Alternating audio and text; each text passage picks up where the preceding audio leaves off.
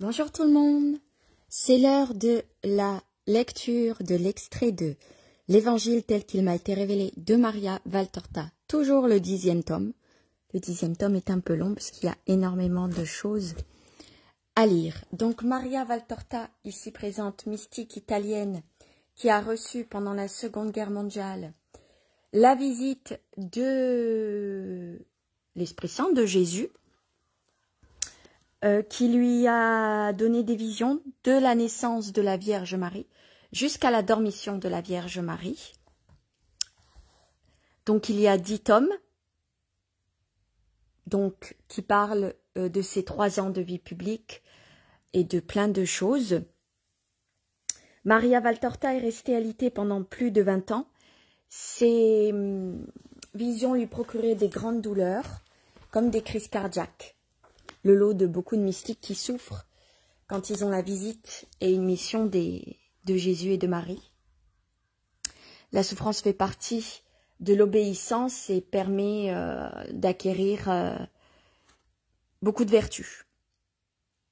Donc Maria reçoit aussi, elle appelle ça des dictées, avant ou après une vision, Jésus ou Marie peuvent prendre la parole.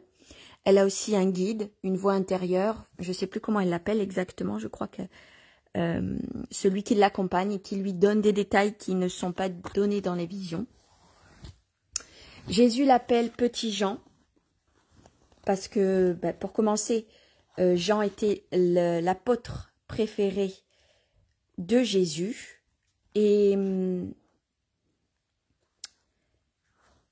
Jean veut dire aussi béni de Dieu, ou la grâce de Dieu. À chaque fois j'oublie, c'est terrible. C'est vraiment terrible de ne plus me souvenir à chaque fois. Dieu fait grâce. Je vais peut-être y arriver un jour à savoir. À chaque fois, j'oublie. Dieu fait grâce. Jean signifie en hébreu Dieu fait grâce. Donc il l'appelle aussi Petit Jean. Comme un apôtre, elle est là pour donner la parole à Jésus. Alors, Padre Pio conseillait de lire ces évangiles ainsi que Mère Teresa. Donc moi, je ne peux que vous les conseiller de les lire comme vous voulez. Je vous lis quelques extraits, mais je ne vous lis pas tout, bien sûr. Il faut aussi que ça vienne de vous. Donc aujourd'hui, je vais vous lire l'extrait Apparition aux apôtres réunis au Cénacle. Et peut-être une deuxième, je vais voir. Donc, vision du 6 avril 1945. Ils sont rassemblés au Cénacle. La soirée doit être bien avancée, car aucun bruit ne monte, plus de la maison ni de la rue. Je pense que fatigués par tant d'émotions, tous ceux qui sont venus dans la journée se sont retirés chez eux pour la nuit. Alors, ils sont tous réunis au Cénacle. Je fais une petite parenthèse parce que Jésus est apparu à Lazare, Saint Lazare, et il a demandé que ses apôtres soient tous réunis au Cénacle. Donc Jésus, après sa résurrection, a été d'abord voir sa mère, ce qui est normal. Donc a d'abord été voir sa mère, puis Marie-Madeleine, puis après il a vu les autres femmes disciples, Lazare, Nicodème et Joseph d'Arimathie et Manaën. Il a vu aussi, que je ne vous ai pas lu, mais d'autres disciples, mais comme ils n'avaient pas la foi, ils n'ont pas reconnu tout de suite Jésus, et un peu comme Nicodème et Joseph d'Arimathie. Jésus ne s'est pas montré tout de suite, et puis après ils ont insisté. Donc Jésus a rompu le pain avec eux, parce qu'il a dit de manger avec eux. Et au moment où il a dévoilé qui il était, ils se sont rendus compte qu'il parlait à Jésus. Ils se sont mis à genoux et Jésus, il était parti. En fait, il s'était un peu, je dirais pas déguisé, si, en pauvre homme, pour voir leur réaction, pour voir s'ils avaient la foi, etc. Et c'était compliqué. Donc maintenant, tous les apôtres sont réunis au Cénacle, parce que Jésus l'a demandé, qu'il va certainement faire une apparition. Donc je continue la lecture. En revanche, les 10 apôtres, après un repas de poisson, il en reste quelques-uns sur le plateau posé sur la crédence, conservent à la lumière d'une seule flamme de candélabre le plus proche de la table autour de laquelle ils sont restés assis. En fait de conversation, elles tiennent davantage de monologues. Chacun semble se parler à lui-même plutôt qu'à son compagnon, et les hôtes le laissent dire, quitte à intervenir à leur tour sur un tout autre thème. Pourtant, ces conversations décousues, qui me donnent l'impression d'être les rayons d'une roue démontée, tournent autour d'un seul sujet, qui est au centre de ce fouillis. C'est Jésus. Je ne voudrais pas que Lazare ait mal entendu et que les femmes aient mieux compris que lui, déclare Jude. À quelle heure la Romaine dit-elle l'avoir vu demande Matthieu. Personne ne lui répond. Ah oui, Jésus est apparu aussi aux Romaines, et les apôtres sont assez dépités parce que Jésus est apparu aux femmes, aux disciples, aux bergers, à Lazare, et eux, rien. Donc c'est une déception pour eux. Après, je ne suis pas dans leur tête, je ne sais pas comment chacun a réagi du fait que Jésus est apparu à tout le monde avant eux.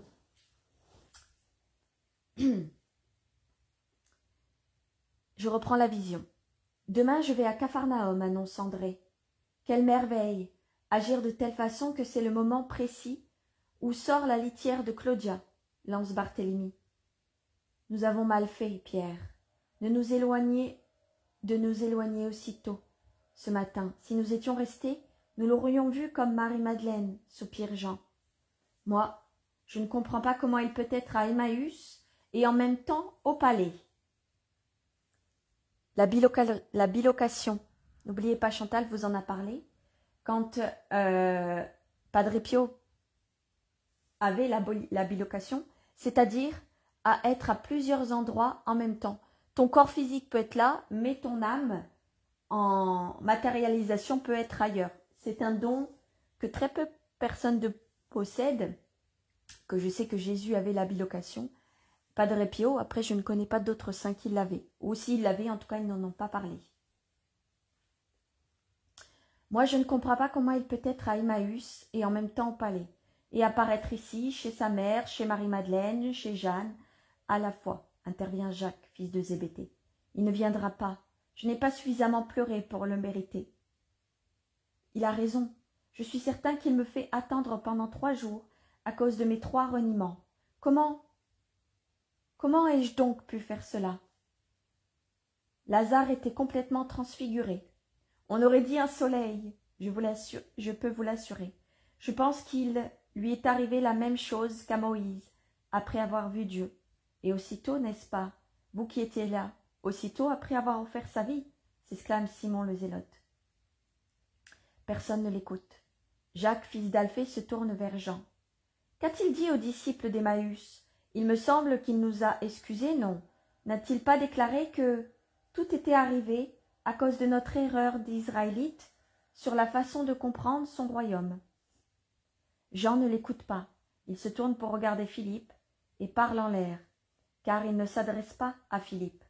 En fait, comme Maria le dit, chacun parle à lui-même, pose des questions, personne ne répond. Ils sont tous centrés sur leurs préoccupations. Pour moi, il me suffit de savoir qu'il est ressuscité. Et puis que mon amour soit toujours plus fort. Vous avez vu, hein? Si vous regardez de près, c'est en proportion de l'amour que nous lui avons témoigné qu'il est allé rencontrer d'abord Marie, puis Marie-Madeleine, les enfants, ma mère et la tienne, enfin Lazare et Marthe. Quant à Marthe, tu te souviens comme elle nous a fait sursauter quand elle a entonné à l'improviste ce psaume de David.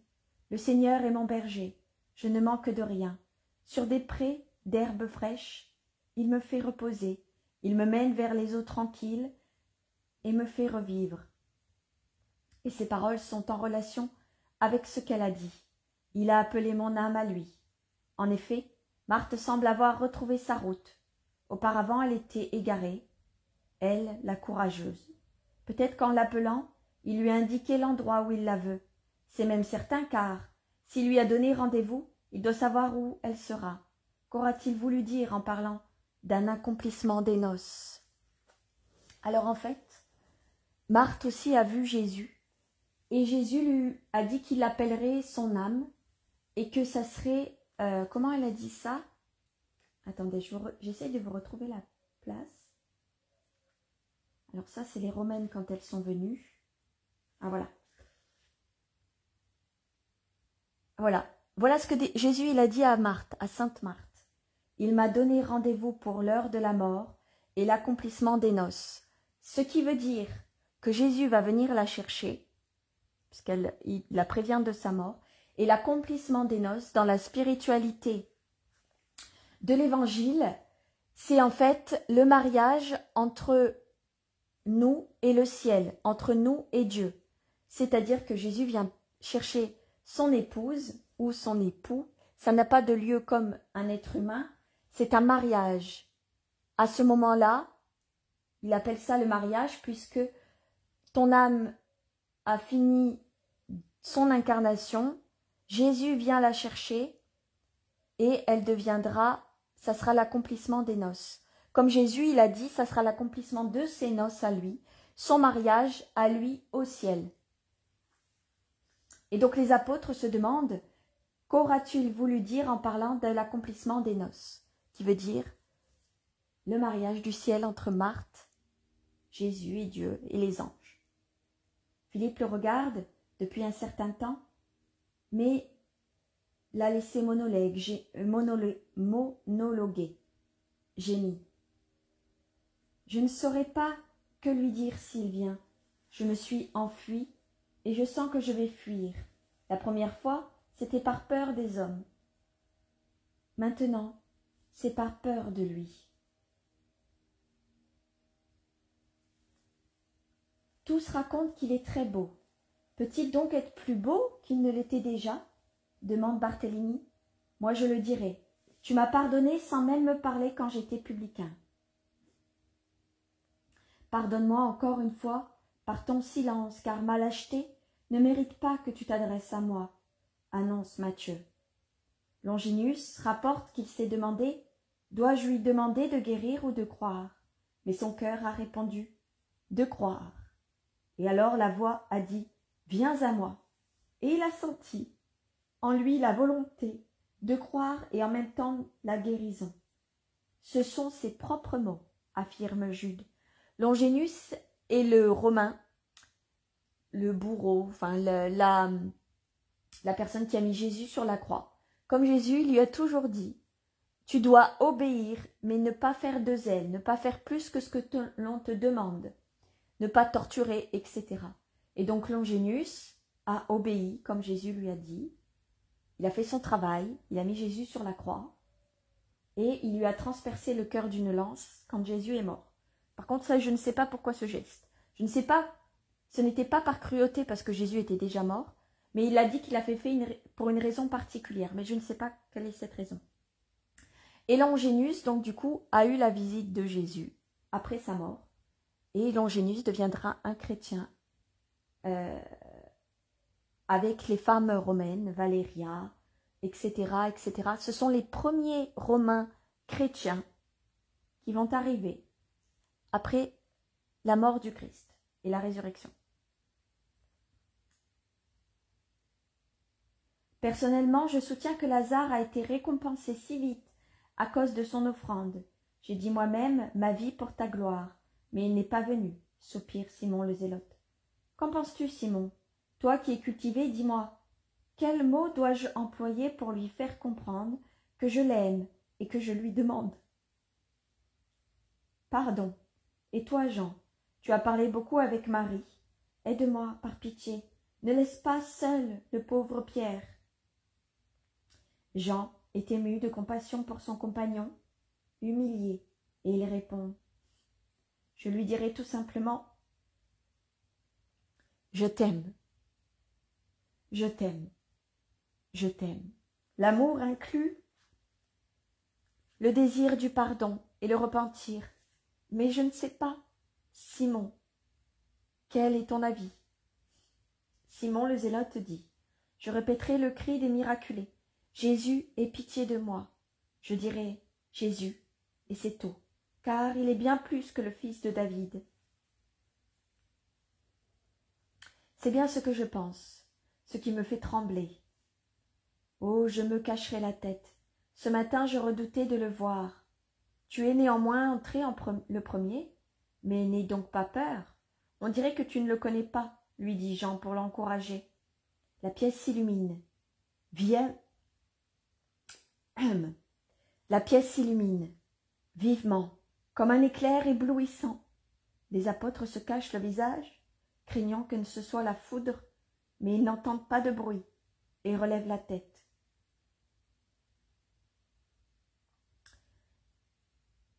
Jésus se tient au milieu de la pièce, près de la table. Il ouvre les bras en disant « La paix soit avec vous ».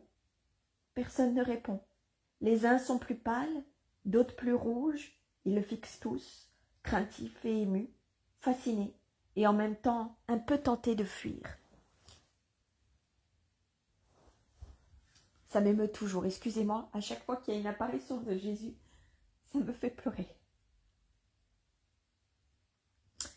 Jésus fait un pas en avant, avec un grand sourire. « N'ayez donc pas peur, c'est moi. Pourquoi êtes-vous si troublés? Ne désiriez-vous pas me voir? Ne vous avais-je pas fait dire que j'allais venir? Ne vous l'avais-je pas annoncé dès le soir de la Pâque? Personne n'ose parler. Déjà Pierre pleure et Jean sourit, pendant que les deux cousins, les yeux brillants et remuant les lèvres sans réussir à parler, semblent être deux statues représentant le désir. Pourquoi avez-vous au fond du cœur des pensées si opposées entre le doute et la foi, entre l'amour et la crainte? Pourquoi voulez-vous être encore chair au lieu de voir, comprendre, juger, agir avec votre esprit uniquement? Votre vieux moi n'a-t-il pas complètement brûlé sous la flamme de la douleur pour faire place au nouveau moi d'une vie renouvelée? Je suis Jésus, votre Jésus, ressuscité, comme il vous l'avait annoncé. Regardez, toi qui as vu mes blessures, et vous qui ignorez ma torture, car ce que vous savez est bien différent de la connaissance exacte qu'en a Jean. Viens, toi le premier, tu es déjà tout fait, tu es déjà tout à fait pur, si pur que tu peux me toucher, sans crainte.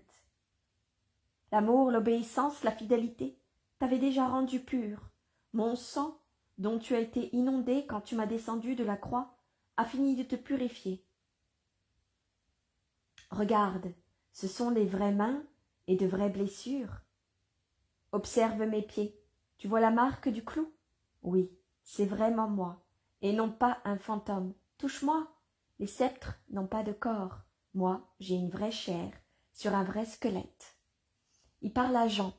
Alors il dit, toi tu peux me toucher parce qu'il n'a autorisé que la Vierge Marie à toucher Jésus. Marie-Madeleine n'a pas eu le droit de le toucher, ni les autres disciples. Personne n'a eu le droit de toucher Jésus à sa résurrection, sauf la Vierge Marie. Et maintenant, Jean. Il pose sa main sur la tête de Jean, qui a osé s'approcher de lui. Tu sens? Elle est chaude et lourde. Il lui souffle sur le visage, et ceci, c'est ma respiration. Ô mon Seigneur, ce n'est pas une exclamation, mais un doux murmure. Oui, votre Seigneur, Jean. Ne pleure pas de crainte et de désir. Viens vers moi, je suis toujours celui qui t'aime. Mettons-nous à table comme toujours. N'avez-vous rien mangé? Donnez-le-moi donc. Avec des mouvements de somnambule, André et Matthieu prennent sur les crédences les pains et les poissons, ainsi qu'un plateau contenant un rayon de miel, à peine entamé dans un coin. Jésus offre la nourriture et mange, puis il en donne un peu à chacun, et il regarde d'un air si bon, mais si majestueux, qu'ils en sont paralysés. Le premier a osé parler, c'est Jacques, le frère de Jean. Pourquoi nous observes-tu ainsi? Parce que je veux vous connaître.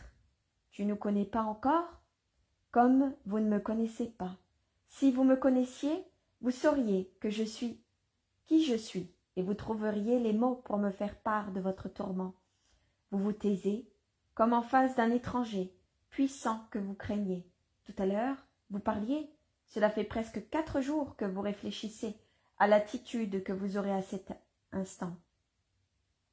Je lui dirai ceci, en disant à mon esprit, « Reviens, Seigneur, que je puisse te dire ceci. Je suis là désormais. » Et vous vous taisez. Ai-je tellement changé que je ne vous semble plus être moi-même, ou bien êtes-vous tellement changé que vous ne m'aimez plus?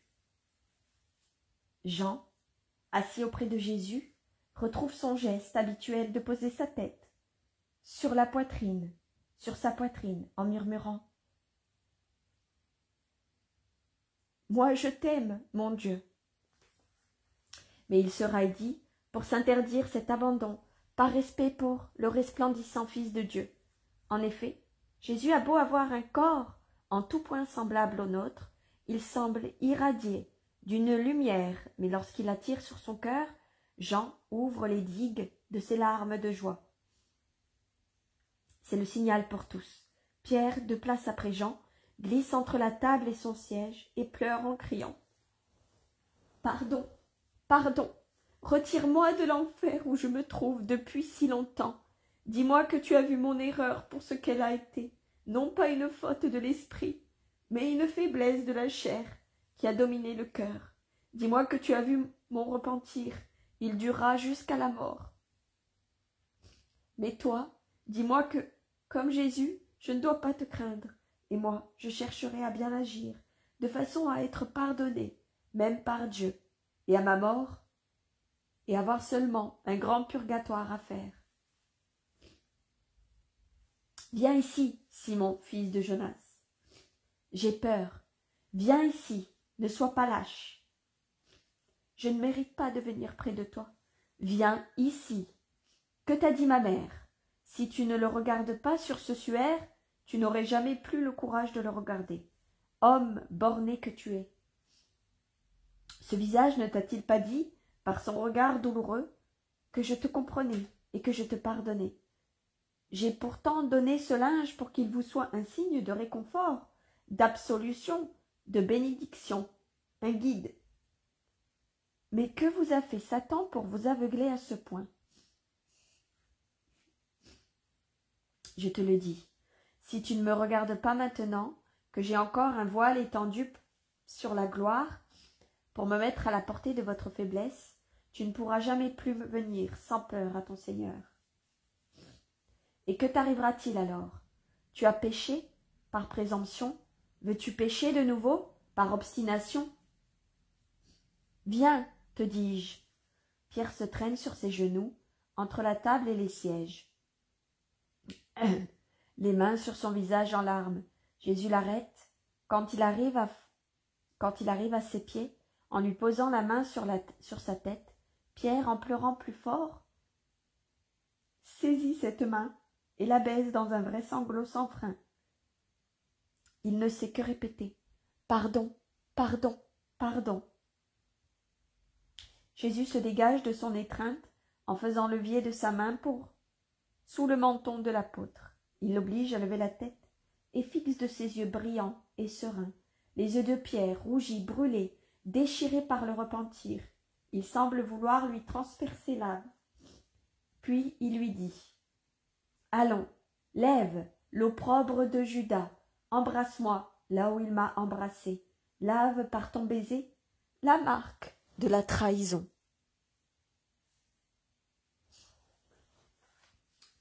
Jésus se penche encore davantage, Pierre lève la tête, effleure sa joue, puis il incline la tête sur les genoux de Jésus, et il reste ainsi, comme un vieil enfant qui a mal agi, mais qui est pardonné.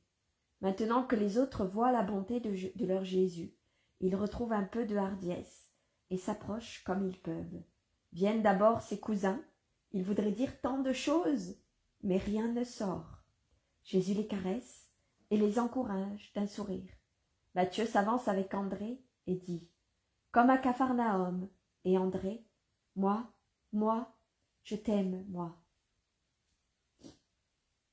Barthélemy s'approche en gémissant. Je n'ai pas été sage, mais sot.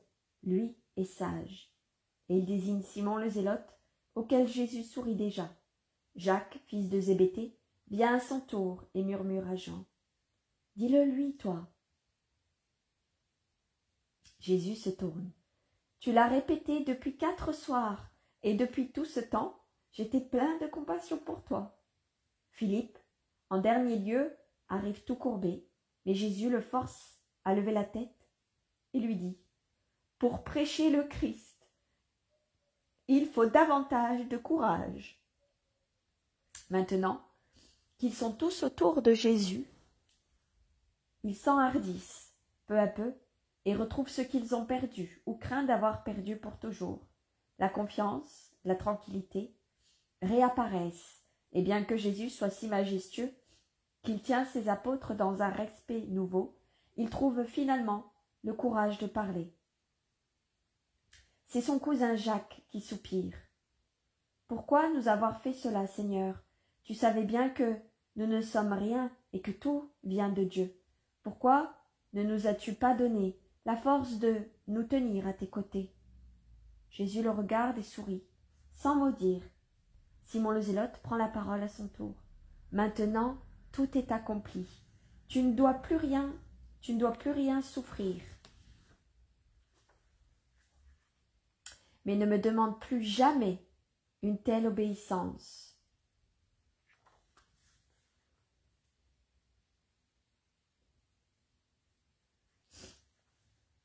Chaque heure m'a vieilli d'un lustre. Dans mon imagination, l'amour et Satan augmentaient également tes souffrances de 5 fois ce qu'elles ont été, et cela m'a épuisé. Je n'ai plus aucune force pour ne pas guérir, pour continuer à obéir alors que je ressemblais à un homme qui se noie avec les mains blessées. Je n'ai plus que tenir ma force avec ma volonté, comme des dents qui serrent une planche. Ah, ne demande plus cela à ton lépreux. Simon, Jésus regarde Simon le Zélote et sourit. Seigneur, tu sais ce que voulait mon cœur, mais ensuite, je n'ai plus eu de cœur, comme si les gredins qui m'ont pris me l'avaient arraché. Il m'est resté un trou, d'où fuyaient toutes mes pensées antérieures. Pourquoi as-tu permis cela, Seigneur? Demande André. Philippe intervient. Alors, le souvenir de sa souffrance lui écarquille encore les yeux. Tu parles du cœur? C'est comme si j'avais perdu la raison, comme si j'avais reçu un coup de massue sur la tête, quand la nuit venue je me suis trouvée à Jéricho. Mon Dieu, un homme peut-il périr ainsi? Voilà mon avis. Ce n'est que ce qu'est la possession. Maintenant je comprends ce maléfice redoutable. Barthélemy prend la parole. Tu as raison, Philippe. Moi, je regardais en arrière, je suis âgé et non dépourvu de sagesse. Or, je savais plus rien de ce que j'avais su jusqu'à cette heure. J'observais Lazare si déchiré, mais si sûr, et je songeais. Comment se peut-il que lui sache encore trouver une raison, et moi plus? Moi aussi, regardais Lazare. Moi aussi, je regardais Lazare, et puisque je sais à peine ce que tu nous as expliqué, je pensais pas au savoir, mais je me disais, si mon cœur pouvait être comme le sien, je ne ressentais au contraire que de douleur. Douleur et encore douleur. Lazare, lui, connaissait certes la douleur, mais aussi la paix. Pourquoi tant de paix en lui? Jésus regarde tour à tour, d'abord Philippe, puis Barthélemy, puis Jacques, fils de Zébédée, et sourit en silence. Jude déclare. Moi, j'espérais arriver à voir ce que Lazare voyait certainement. C'est pourquoi je restais toujours à côté de lui. Son visage était un vrai miroir. Un peu avant le tremblement de terre de vendredi, il a semblé mourir comme broyé avant de devenir tout à coup majestueux dans sa douleur. Vous rappelez-vous l'avoir entendu?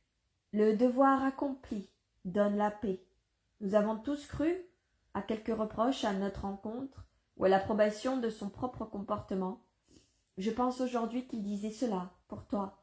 Lazare était un phare dans nos ténèbres. Combien tu lui as donné, Seigneur? Jésus continue à sourire en silence. André dit, oui, la vie. Peut-être lui as-tu donné aussi une âme différente, car enfin, pourquoi est-il si différent de nous? Il n'est plus un homme, il est déjà quelque chose de plus. Or, à cause de ce qu'il était dans le passé, il aurait dû être encore moins parfait spirituellement que nous. Mais lui s'est fait, et nous, Seigneur, mon amour a été vide, comme certains épis. J'ai seulement produit de la balle.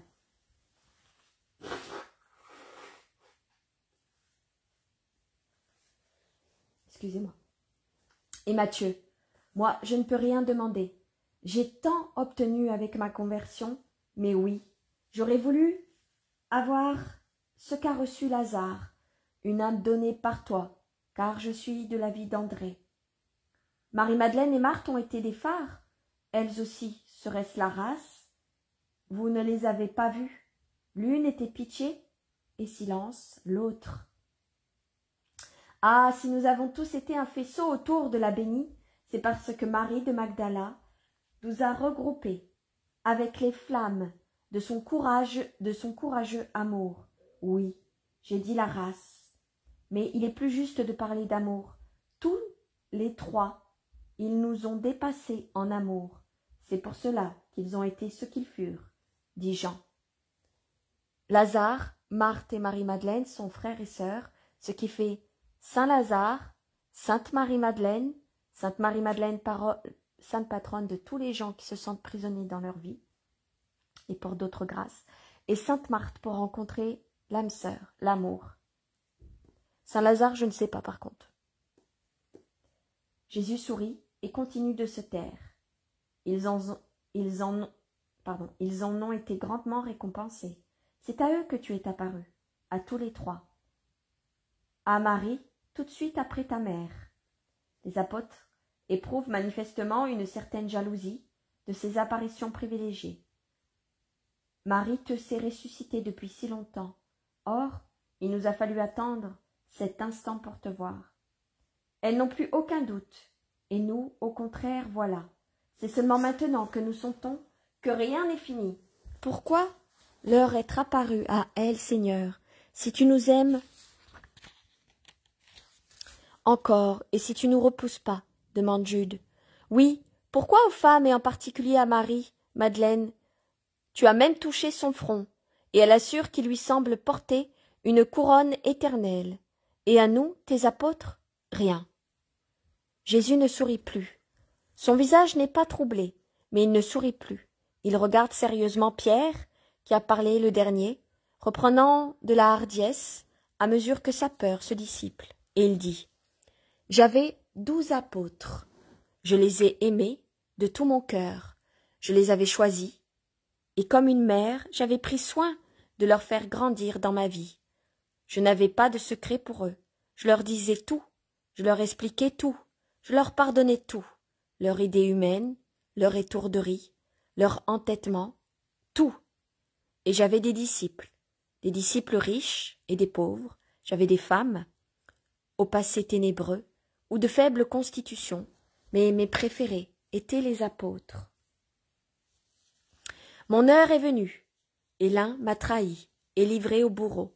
3 ont dormi pendant que je suais du sang. Tous, sauf 2, ont fui par lâcheté. Un m'a renié par peur malgré l'exemple que lui montrait l'autre, jeune et fidèle, et comme si cela ne suffisait pas, il y a eu parmi les 12 le suicide d'un désespéré. Un autre a tant douté de mon pardon qu'il n'a cru que difficilement, grâce à la parole de ma mère, à la miséricorde de Dieu. Bref, si j'avais porté sur ma troupe un regard humain, j'aurais dû dire, à part Jean, fidèle par amour, et Simon, fidèle à l'obéissance, je n'ai plus d'apôtre. Voilà ce que j'aurais dû penser, pendant que je souffrais, dans l'enceinte du temple, au prétoire, dans les rues et sur la croix. J'avais des femmes disciples, l'une d'elles, la plus coupable dans le passé, a été comme Jean l'a dit, la flamme qui a soudé les fibres brisées des cœurs. Cette femme, c'est Marie de Magdala. Toi, tu m'as renié et tu as fui. Elle a bravé la mort pour rester près de moi. Insultée, elle a découvert son visage, prête à recevoir les crachats et les gifles, pour ressembler davantage à son roi, crucifié, méprisée au fond des cœurs à cause de sa foi tenace en ma résurrection. Elle a su continuer à croire, déchirée, elle a agi. Désolée ce matin, elle a dit, je suis prête à me dépouiller de tout. Mais rendez-moi mon maître. Comment oses-tu me le demander? Pourquoi elle? J'avais des disciples pauvres, des bergers, je les ai peu approchés, et pourtant, comme ils ont su me montrer leur amour et leur foi par leur fidélité.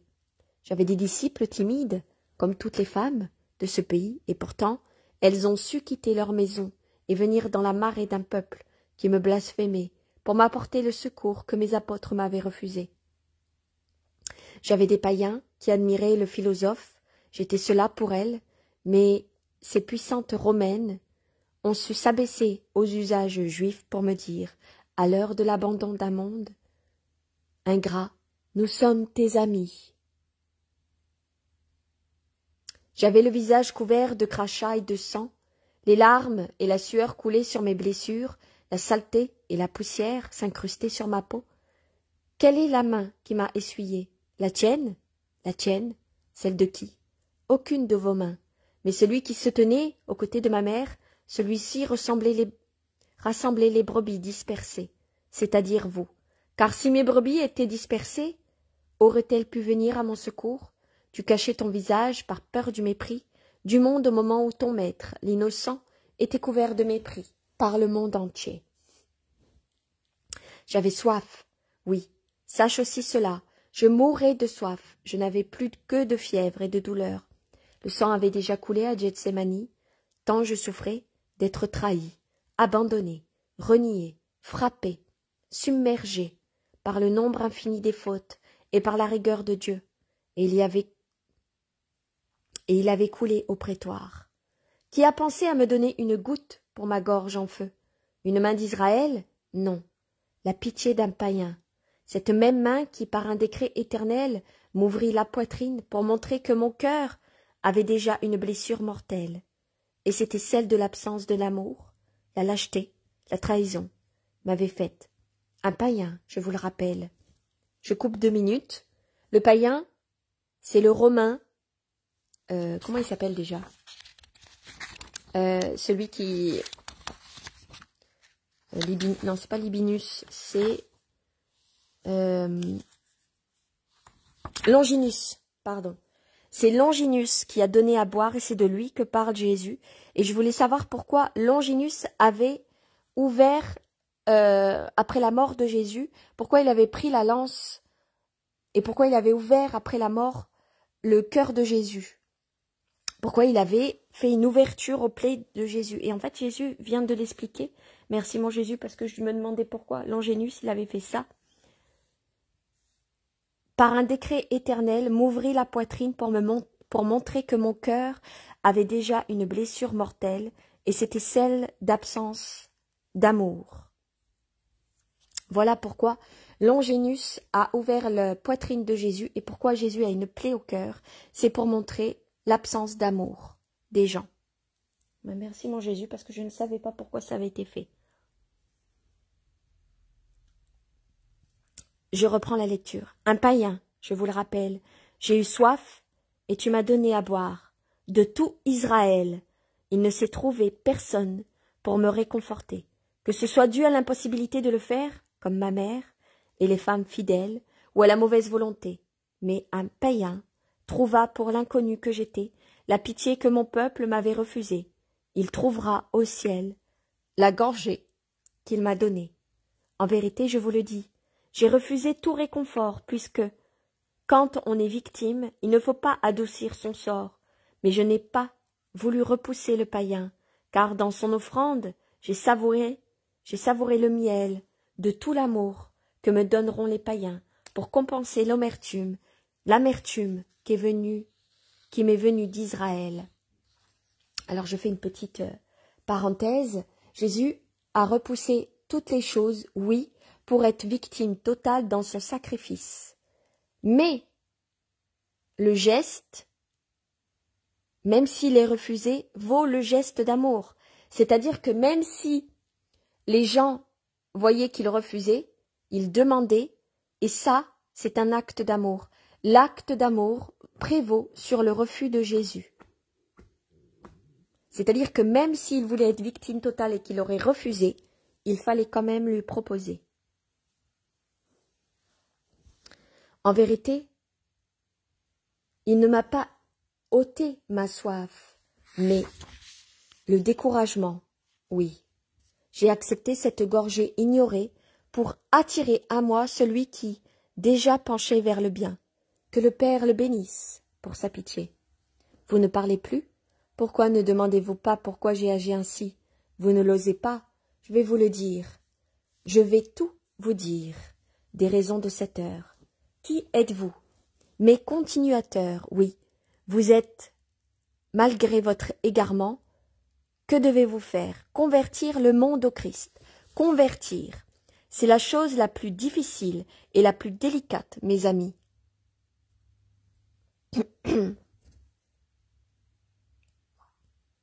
Le dédain, le dégoût, l'orgueil, le zèle exagéré sont tous très nuisibles pour réussir. Mais comme rien ni personne ne vous aurait amené à la bonté, à la pitié, à la charité, pour ceux qui sont dans les ténèbres, il a été nécessaire, vous comprenez, il a été nécessaire que ce soit une bonne foi. Brisez votre orgueil d'hébreux, de mâles, d'apôtres, pour faire place à la vraie sagesse de votre ministère, à la douceur, à la miséricorde, à l'amour, sans arrogance ni mépris. Vous voyez que tous ceux que vous considérez avec mépris ou orgueilleuse compassion vous ont surpassé dans la foi et dans l'action. Tous, même l'ancienne pécheresse, même Lazare pénétré de culture profane, le premier à avoir pardonné et guidé en mon nom, même les femmes païennes, même la faible épouse de Cousa, faible, en réalité, elle vous surpasse tous. Elle est la première martyre de ma foi. Même les soldats de Rome, les bergers, Manahen, les Rhodiens, et jusqu'au rabbin Gamaliel, ne sursautent pas. Jean, crois-tu que mon esprit était dans les ténèbres? Tous, et cela pour que, à l'avenir, le souvenir de votre erreur vous empêche de fermer votre cœur à ceux qui viendront à la croix. Je vous le dis, je sais que, malgré ces mots, il faudra toute la force du Seigneur pour vous plier, comme des brindilles, à ma volonté, qui est d'avoir des chrétiens de toute la terre. J'ai vaincu la mort, mais elle est moins dure que le vieil hébraïsme. Mais je vous plierai. Toi, Pierre, qui dois être la pierre de mon Église, grave ces amères vérités dans ton cœur. Au lieu de rester en larmes et humilié, la myrrhe sert à préserver de la corruption. Imprègne-toi donc de myrrhe. Et lorsque tu voudras fermer ton cœur et à l'Église, à une personne d'une autre foi, rappelle-toi que ce n'est pas Israël, mais Rome qui m'a défendu et a voulu avoir pitié. Rappelle-toi que ce n'est pas toi, mais une pécheresse qui a su rester au pied de la croix et a mérité de me voir la première. Pour ne pas mériter de blâme, sois donc l'imitateur de ton Dieu. Ouvre ton cœur et l'Église en disant « Moi, le pauvre Pierre, je ne puis mépriser, car si je méprise, je serai méprisé par Dieu, et mon erreur sera ravivée à ses yeux. Malheur si je ne t'avais pas brisé ainsi. Ce n'est pas un berger, mais un loup que tu serais devenu. » Jésus se lève avec la plus grande majesté. « Mes fils, je vous parlerai encore pendant que je resterai parmi vous, mais pour l'instant, je vous absous et vous pardonne. Après l'épreuve qui, si elle a été humiliante et cruelle, était aussi salutaire et nécessaire que descende en vous la paix du pardon. Ce qui veut dire, une petite parenthèse, que cette épreuve, le fait que les apôtres ont renié Jésus, était nécessaire pour anéantir leur orgueil, pour qu'ils soient les apôtres de Jésus, pour qu'ils soient Pierre, qui soit la première pierre de son Église, pour qu'ils évangélisent avec humilité, sagesse, obéissance et volonté. Jésus n'a pas fortifié leur volonté pour qu'ils résistent à la tentation de fuir, parce qu'ils devaient s'humilier pour pouvoir être en humilité face à la prédication. C'était une volonté de Dieu, non pas une erreur, une volonté.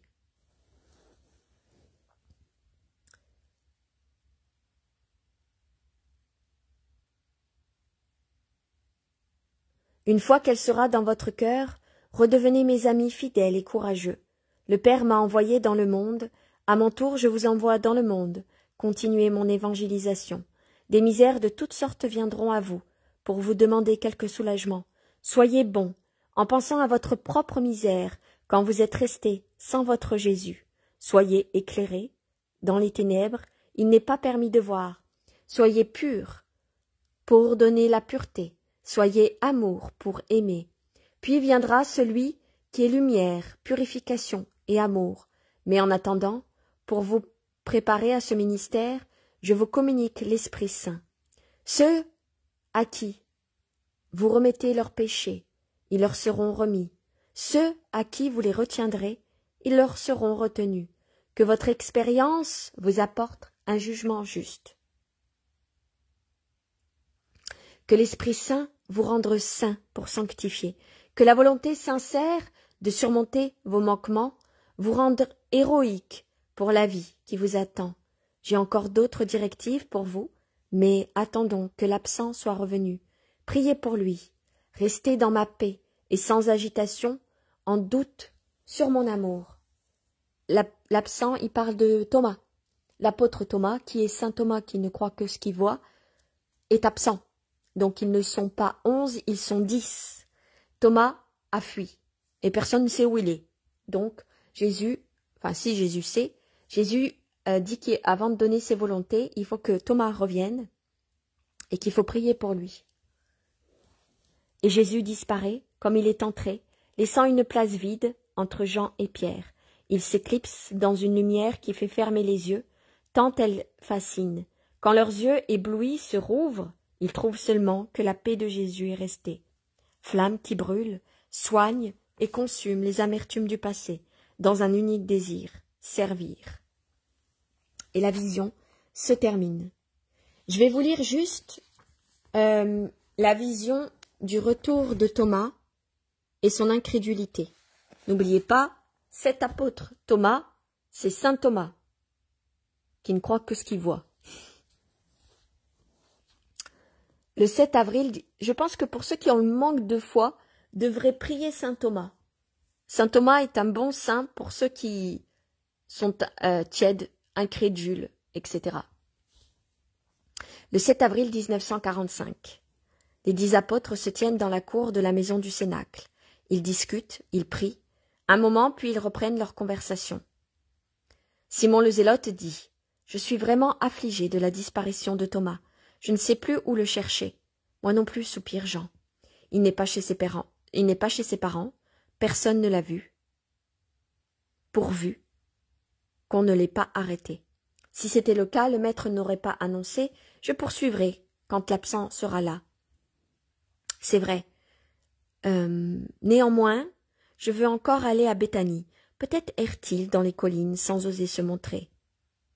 Vas-y, Simon, tu nous as tous rassemblés, et même sauvés en nous réunissant, puisque tu nous as menés chez Lazare. À son sujet, avez-vous entendu les paroles du Seigneur? Il a dit, c'est le premier à avoir pardonné et guidé en mon nom. Pourquoi ne le met-il pas à la place de Judas? Demande Matthieu. Probablement parce qu'il ne veut pas attribuer à son parfait ami celle d'un traître, répond Philippe. Pierre intervient. Tout à l'heure, j'ai fait un tour au marché, et j'ai discuté avec des marchands de poissons, et j'ai entendu dire que, oui, je peux me fier à eux, que ceux du temple ne savent que faire du corps de Judas. J'ignore quelle en est la responsable. Mais ce matin, à l'aube, les gardiens du temple ont trouvé son corps corrompu, avec encore la corde au cou. À l'intérieur de l'enceinte sacrée, je pense que ce sont des païens qui l'ont détaché et jeté là. Qui sait comment, rapporte Pierre. Moi, j'ai entendu hier soir à la fontaine, dit Jacques, fils d'Alphée, qu'on avait lancé les viscères du traître sur la maison d'Anne. Des païens certainement, car aucun juif n'aurait touché ce corps, après plus de 5 jours. Dans quel état de décomposition il devait être. Une horreur depuis le Shabbat. Jean pâlit à ce souvenir. Mais comment a-t-il fini à cet endroit? Il s'agissait bien de lui. Qui a jamais eu la moindre certitude au sujet de Judas, de Kériot? Rappelez-vous comme il était fermé, compliqué. Tu peux dire menteur, Barthélemy. Il n'était jamais sincère. Au cours des 3 années qu'il a passées avec nous, nous avions tout en commun, mais nous nous trouvions en face de lui, comme devant les remparts d'une forteresse. D'une forteresse? Simon parle plutôt d'un labyrinthe, s'exclame Jude. Jean s'écrie alors. Oh, écoutez. Ne parlons plus de lui. J'ai l'impression que nous l'invoquons et qu'il va venir nous troubler. Je voudrais effacer son souvenir à ma mémoire et de tous les cœurs, qu'ils soient israélites ou païens, cela afin que les Juifs n'aient pas à rougir de ce que notre race ait enfanté ce monstre. Et afin que chez les païens, personne ne puisse dire un jour « C'est un homme d'Israël qui l'a trahi ». Mais c'est la vérité, c'est un homme d'Israël qui l'a trahi, et c'est les hommes d'Israël qui ont crucifié Jésus. C'est pas les Romains, c'est pas les païens, c'est les Juifs qui ont trahi Jésus et crucifié Jésus. Je ne suis qu'un jeune garçon, et je ne devrais pas parler le premier. Je suis le dernier, et toi, Pierre, tu es le premier. Il y a ici Simon le Zélote et Barthélemy, qui sont instruits, ainsi que les frères du Seigneur. Mais voilà, je voudrais que nous hâtions de mettre à la 12e place un homme saint, car tant que cette place sera vide dans notre groupe, j'y verrai la gueule de l'enfer, avec ses puanteurs parmi nous. J'ai peur que cela ne nous dévoie. Mais non, Jean, tu es encore sous le coup de l'horreur, de son crime et de son corps pendu. Non, non, Marie l'a dit elle aussi. J'ai vu Satan envoyant Judas. Oh, hâtons-nous de chercher un saint à mettre à cette place. Écoute-moi, je ne choisis personne. Si Jésus, qui est Dieu, a choisi un Judas, que choisira donc le pauvre Pierre? Et pourtant, tu devras bien le faire. Non, mon cher, moi je ne choisis rien. Je le demanderai au Seigneur. Pierre a déjà commis assez de péchés. Jacques, fils d'Alphée, intervient d'un air découragé. Il y a tant de choses que nous devons demander. L'autre soir, nous étions sidérés. Mais il faut que quelqu'un nous enseigne, car comment ferons-nous pour comprendre si quelque chose est vraiment un péché ou non? Vois comme le Seigneur parle des païens, d'une façon différente de la nôtre. Vois comme il excuse plutôt une lâcheté et un reniement que le doute sur la possibilité de son pardon. Moi, j'ai peur de mal faire. Vraiment, il nous faut beaucoup parler, et pourtant il me semble ne rien savoir. Je suis hébété. Depuis 1 semaine, à vous, décourage l'autre Jacques. Moi aussi, et moi de même. Ils sont tous dans le même état, et se regardent les uns les autres avec étonnement. Ils recouvrent à ce qui est désormais leur dernière solution. Nous irons chez Lazare, disent-ils. Peut-être que là, nous trouverons le Seigneur, et Lazare nous aidera. On frappe à la porte. Ils se taisent, tous pour écouter, et poussent un « oh » de stupeur, en voyant entrer dans le vestibule Élie, accompagné de Thomas. Un Thomas si hagard qu'il ne paraît plus être lui-même. Ses compagnons se présentent autour de lui, en criant leur joie. « Tu sais qu'il est ressuscité et qu'il est venu? Il t'attend pour revenir. » Oui, Élie m'a dit cela, lui aussi, mais je ne crois rien.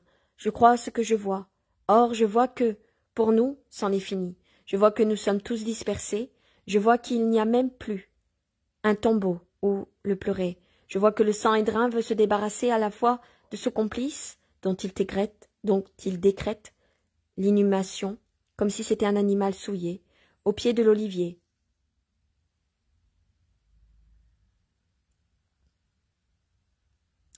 Où il s'est pendu, et des fidèles du Nazaréen. J'ai été arrêté le vendredi aux portes, et on m'a dit « Toi aussi, tu étais l'un des siens. Il est mort désormais. Retourne battre l'or. » Je me suis enfui. « Mais où? Nous t'avons cherché partout. Où?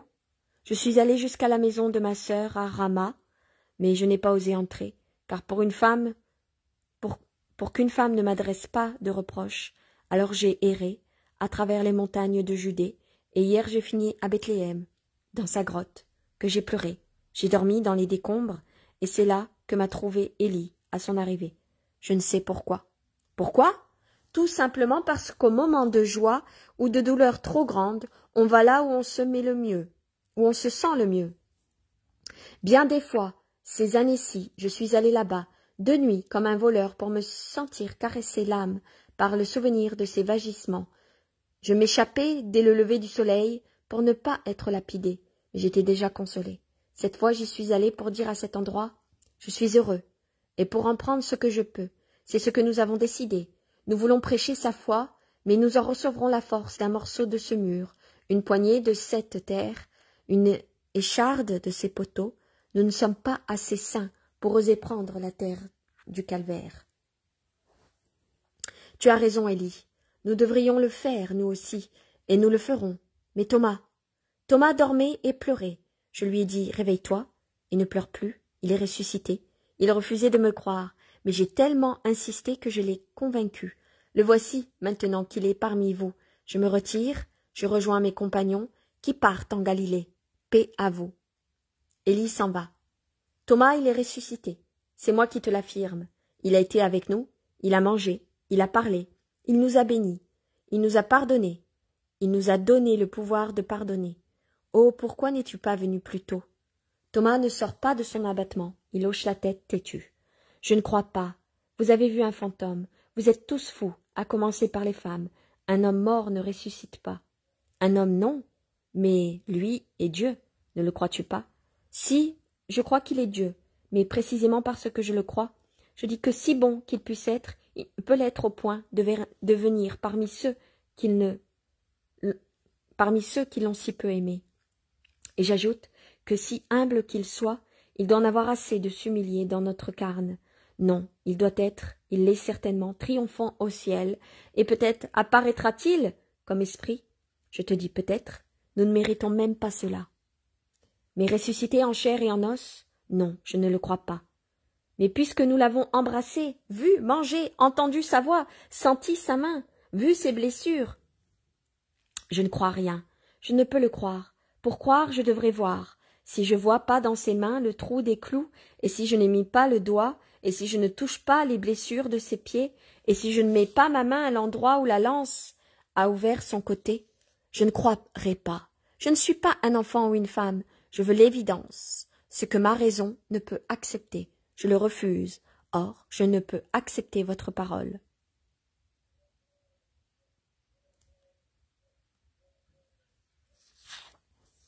Mais Thomas, comment peux-tu imaginer que nous voulions te tromper? Non, mes pauvres, au contraire. Bienheureux êtes-vous d'avoir la bonté de vouloir m'amener à trouver la paix que vous avez réussi à obtenir par votre illusion. Mais moi, je ne crois pas à sa résurrection. Tu n'as pas peur qu'il te punisse? Il entend et voit tout ce que tu sais. Il en voit tout, tu sais. Il entend et voit tout, tu sais. Je lui demande de me convaincre. J'ai une raison, et je m'en sers. Que lui, le maître de la raison humaine, redresse la mienne si elle se fourvoie. Il disait que la raison est libre. Voilà donc un motif supplémentaire de ne pas la rendre esclave d'une suggestion collective. Je vous aime bien, et j'aime le Seigneur. Je le servirai comme je le peux, et je serai avec vous pour vous aider à le servir. J'annoncerai sa doctrine, mais je ne puis croire que si je vois. Entêté, Thomas n'écoute que lui-même. Il lui parle de tout ce qu'ils ont vu, et comment ils l'ont vu. Il lui conseille de parler à Marie, mais lui secoue la tête, assis sur un siège, et Pierre, plus Pierre, lui, que son siège, Têtu comme un enfant, il répète « Je croirai si je vois ». C'est le grand mot des malheureux, qui nient ce qu'il est doux et si sain de croire quand on admet que Dieu peut tout. Et la vision se termine.